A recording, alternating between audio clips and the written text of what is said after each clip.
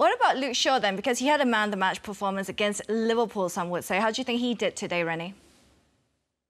He's done very well. To be fairly honest, I think when Telles came in, I think it's definitely spurred Luke on. You know, he's I don't know. There's a spring in his step.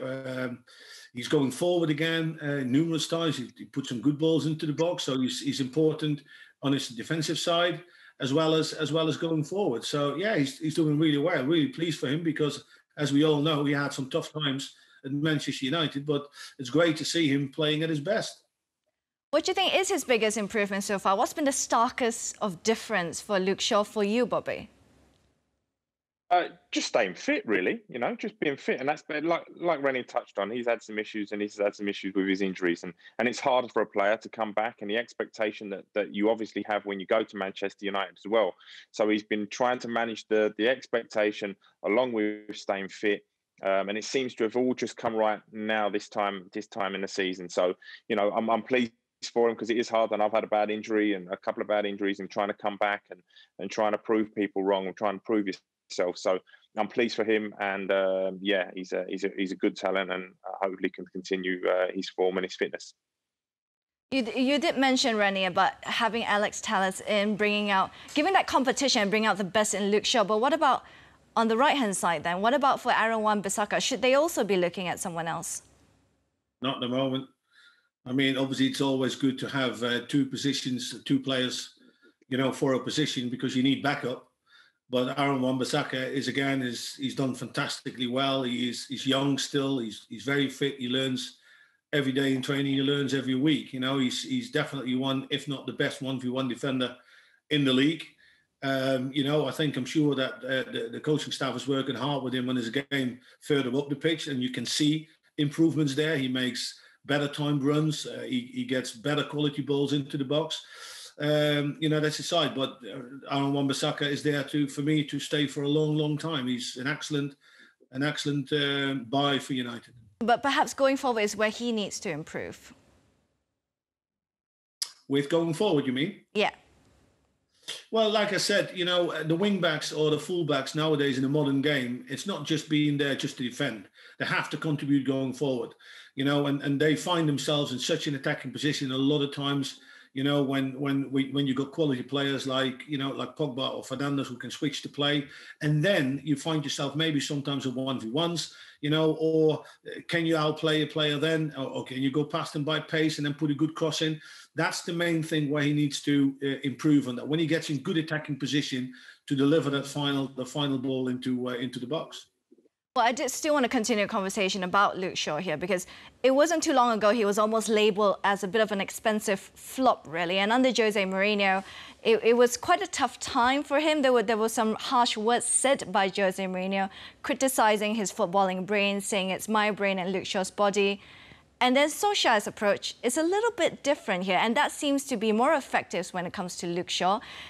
How do you balance which player gets perhaps the honest truth, a bit of a brutal truth, versus the softer approach like Ole, Rene? Well, first of all, I think managers should never really publicly discuss players. I never mind criticising them.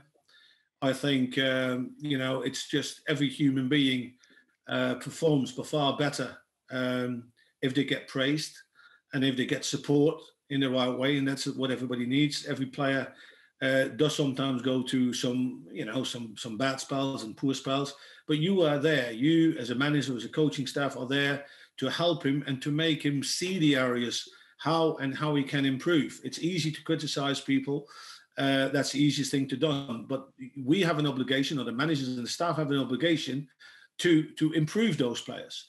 And that's the most important thing. And I'm 100% sure that Ole's management style has been completely different than Jose's, for sure. Because Ole, first of all, will never criticize players in public. And he feels and he makes every player in his squad important, you know. But there are certain parameters within that squad for Manchester United, because Ole is very clear about what the Manchester United players should be and what they need to live up to.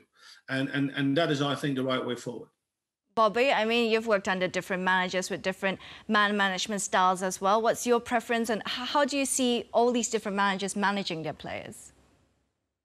Yeah, like Rennie touched on, really. I personally like praise, but at times, players need the harsh truth. So there's a balance, but yeah, certainly all of that and all of the input must be done in the changing room. I don't think going out in public and criticizing your players is the right way. You're only adding fuel to the fire. So for me, Ollie seems to be going the right way about it. Always praising his players, always backing his players. And if something needs to be said, I'm sure that Ollie will say it in the privacy of the changing room or in his office. But I like the way Ollie's conducting himself, and I'm pleased for him. He's taken a lot of stick, and I'm pleased that the team are doing well, and the results are going the Manchester United way, and those comebacks. It's 21 points I think they've had this season from a losing position, which is incredible. So that's the old Manchester United that I was talking about earlier. So just one final one on Luke Shaw then. Has he played his way back into the England setup, Bobby? He's certainly going to give Gareth Southgate some food for thought. That's for sure. He's putting in some good performances. His fitness levels seem great, and he's consistent as well. So yeah, he's certainly going to be putting some thoughts into Mr. Southgate's mind. Rene, yes, no?